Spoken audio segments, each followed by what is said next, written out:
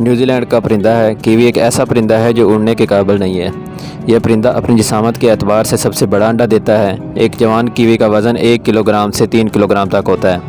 Kiwi کا تعلق شتر مرغ کے خاندان سے ہے۔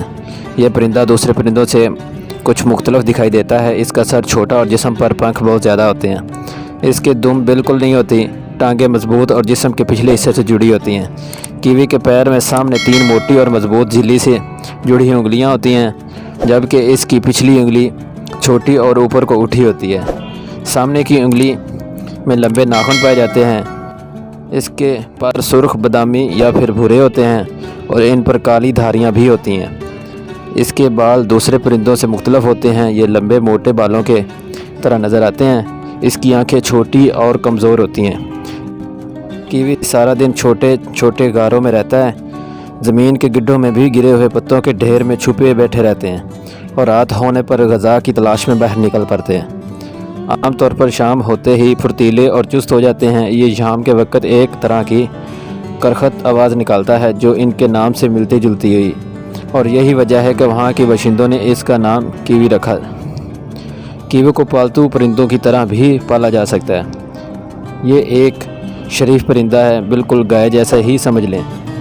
کیوی معتدل ساحلی جنگلات میں رہتے ہیں۔ کیوی ساری زندگی ایک ہی جیون ساتھی کے ساتھ گزار دیتے ہیں اور ان کی عمر 20 سال تک ہوتی ہے۔